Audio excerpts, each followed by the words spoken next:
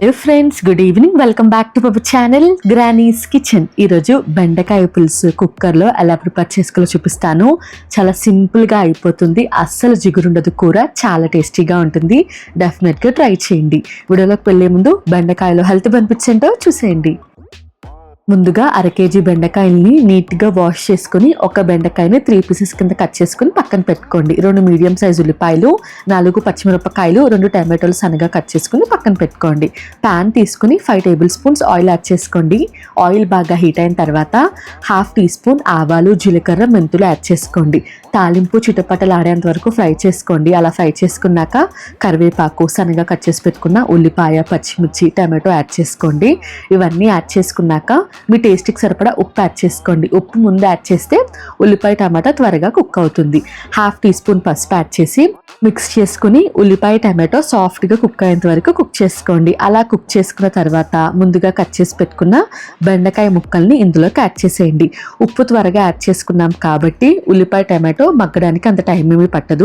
ఉల్లిపాయ టమాటో మగ్గిన తర్వాత మీడియం పీసెస్గా కట్ చేసుకున్న బెండకాయ ముక్కలు యాడ్ చేసేసి మంటని హై ఫ్లేమ్లో పెట్టి బాగా మిక్స్ చేసుకోండి.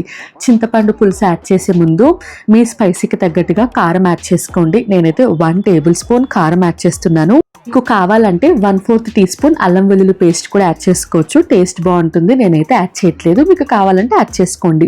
కారం యాడ్ చేశాక 1 టీ స్పూన్ ధనియాల పొడి, 1/2 టీ స్పూన్ జీలకర్ర పొడి యాడ్ చేసుకుని పెద్ద నిమ్మకాయ సైజ్ అంతా చింతపండు నానబెట్టుకుని చింతపండు రసాన్ని ఇందులోకి యాడ్ చేసుకోండి. మీ పులుపుకి తగ్గట్టుగా చింతపండు పులుసు యాడ్ చేసుకోండి.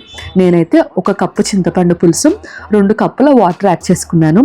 2 కప్పుల వాటర్ యాడ్ చేసి బాగా మిక్స్ చేసుకుని కుక్కర్ మూత పెట్టే ముందు సాల్ట్ చెక్ చేసుకుని మూత పెట్టేసి హై ఫ్లేమ్లో 1 విజిల్ వేయించండి. అంతే, కూర రెడీ అయిపోతుంది. ఎటువంటి టెన్షన్ లేకుండా విజిల్ పెట్టేసి మిగతా పనులు ఏమన్నా ఉంటే ఈ లోపు మీరు చూసేసుకోండి.